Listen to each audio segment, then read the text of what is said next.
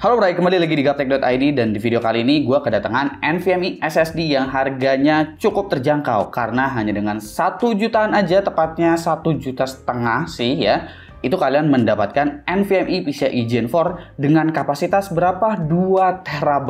Ya, tapi meskipun NVMe ini punya kapasitas 2 TB dan dia disebutkan NVMe PCIe Gen 4, cuma untuk kecepatannya itu nggak diklaim 5 GB per second ke atas untuk sequential speednya, melainkan hanya di sekitar 3,5 GB per second, alias kecepatannya ini sequentialnya mentok mirip-mirip seperti NVMe PCIe Gen 3. Ini adalah Apacer AS2280 Ki 4L. Jadi tanpa perlu basa-basi lagi, mari kita bahas SSD yang satu ini mulai dari spesifikasinya. SSD ini menggunakan controller dari Phison E19, controller DRAM-less tapi mendukung Dynamic SLC untuk cache-nya. Tipikal controller ini bukanlah controller yang mendukung untuk kecepatan tinggi pada NVMe PCIe Gen 4 memang. Karena maksimum speednya hanya di sekitar 3,7 GB per second untuk read dan write-nya.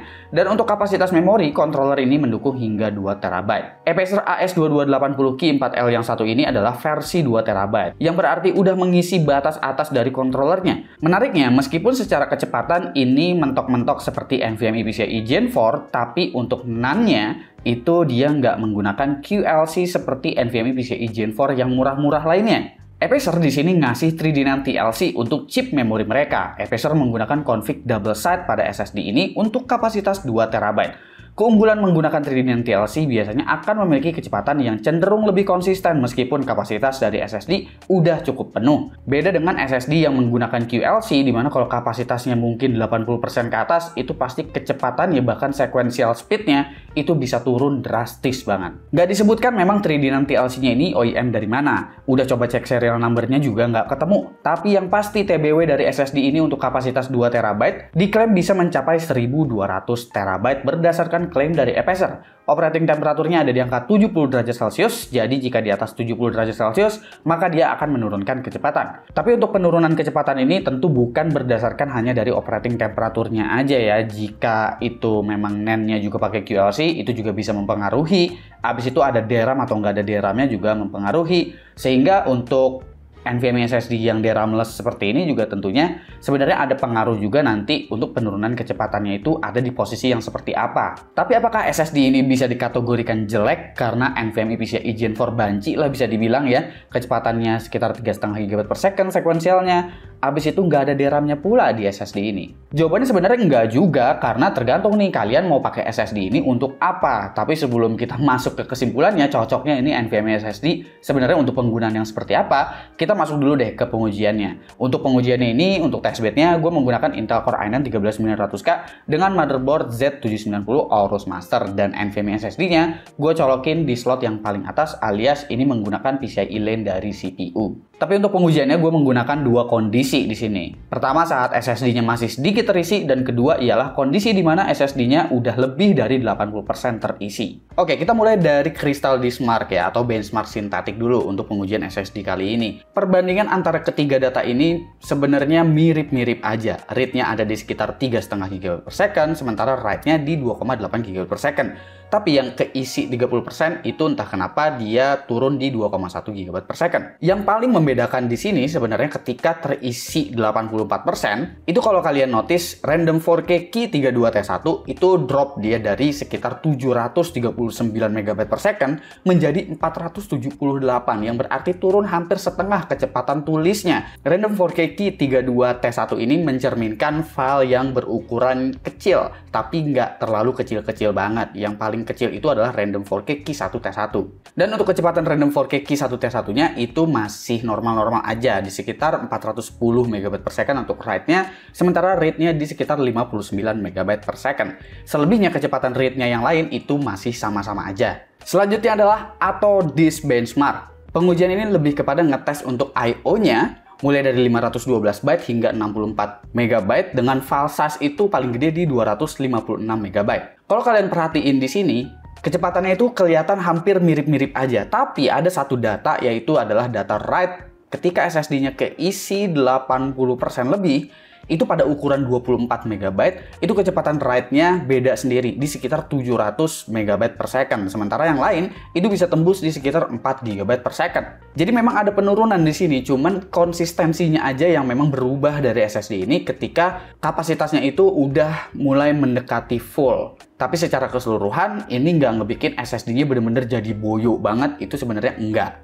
Ketika SSD-nya keisi lebih dari 80%, gue juga sempat ngecek untuk kecepatan read dan juga write-nya dengan cara transfer file. Transfer file yang gue lakuin di sini adalah dari SSD yang sama ya. Jadi SSD yang sama, gue copy filenya cuma beda folder doang gitu. Satu folder Ubisoft Game Launcher yang berisikan game. Jadi banyak file-file kecil di dalamnya beserta dengan file gede. Jadi nyampur aduk deh bisa dibilang. Cenderung lebih banyak file-file kecil yang jumlahnya banyak sih. Kalau ditotalin ya bisa ratusan gigabyte juga. Yang sekarang kalian lihat ini adalah chart untuk read. Jadi yang atas itu adalah read activity. Jadi kalian bisa ngelihat itu loadnya lagi 100% atau enggak. Sementara yang bawah itu adalah kecepatan dari SSD-nya. Kalau kalian perhatikan di sini, kecepatan SSD-nya itu dia memang cenderung naik turun ya, nggak begitu konsisten yang lurus-lurus banget. Tapi sebenarnya dia stabilnya itu di sekitar 100-200 MB per second aja saat melakukan aktivitas transfer file ini. Dia bakalan bumping sedikit-sedikit aja untuk jalan di atas 1 GB per second untuk kecepatan read-nya. Ini diwajarkan karena kalau kita ngelihat di Crystal Benchmark tadi, kecepatan dari random 4K-nya itu memang nggak sekenceng dari sequential speed-nya. Jadi kalian harus paham juga di situ. Dan untuk kecepatan write-nya di sini untuk activity-nya itu benar-benar rata di 100%. Dan untuk kecepatannya itu untuk write-nya ini, ketika lagi transferring data dengan folder yang tadi, itu kecepatannya mirip-mirip ya, sekitar 100-200 MB per second itu dia stabilnya, tapi ada bumping-bumping ke sekitar 1 atau 1,1 GB per second.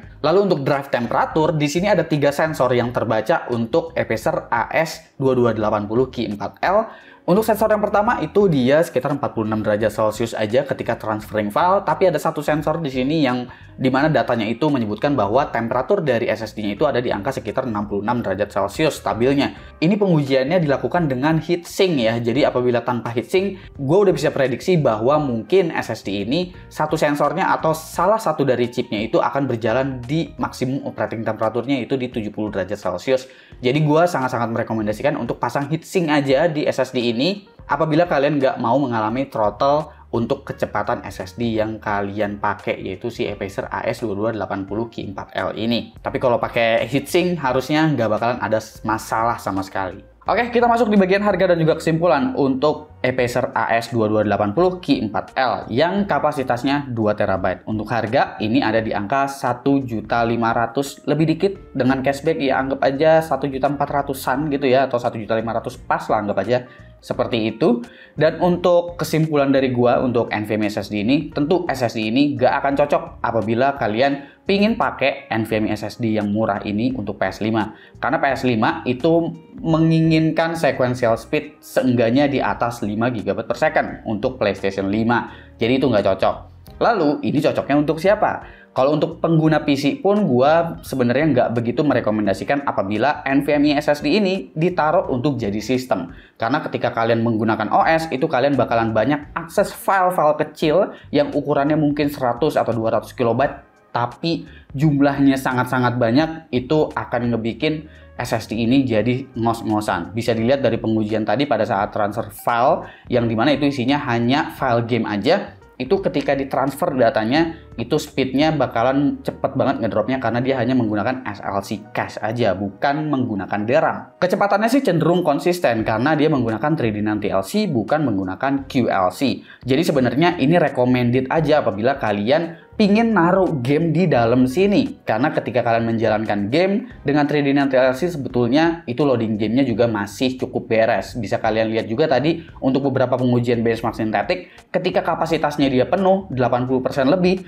itu penurunan kecepatannya juga hampir nggak terasa. Jadi kalau kalian naruh banyak game, itu kalian juga nggak mengalami banyak gangguan ketika kalian nungguin loading atau mungkin game yang open world, itu sebenarnya masih sangat-sangat fine dengan NVMe SSD ini. Dengan catatan NVMe-nya bukan sebagai operating system. Atau mungkin kalian yang motherboardnya itu masih menggunakan NVMe PCIe Gen 3 kalian juga sebenarnya bisa membeli SSD ini karena kecepatannya juga bisa dibilang mirip-mirip dengan NVMe PCIe Gen 3. Jadi kalau dicolokin di NVMe PCIe Gen 3 atau di M.2 NVMe PCIe Gen 3, aduh panjang banget sih namanya, itu kalian gak bakalan kena sunat untuk kecepatannya karena kecepatannya relatif sama ya. Jadi dengan harga yang segini pun gue akan lebih merekomendasikan untuk ambil yang ini aja daripada kalian muter-muter nyari NVMe PCIe Gen 3 yang mungkin dengan harga yang sama dan kapasitas yang sama belum tentu kalian dapetin ini, karena harga NVMe PCIe Gen 3 kebanyakan harga lama yang dimana harganya juga masih cenderung tinggi. Jadi lebih baik ambil yang seperti ini aja, dan cocoknya udah pasti jadi secondary storage, baik itu sebagai internal ataupun sebagai external SSD. Ini jadinya cocok banget. Kurang lebih kayak gitu aja untuk pembahasan gua untuk Acer AS2280 Ki4L. Kira-kira menurut kalian gimana? Komen di bawah dan kasih pendapat kalian masing-masing. Jangan lupa subscribe, Gosuki, dan seperti biasa, sampai jumpa di lain kesempatan.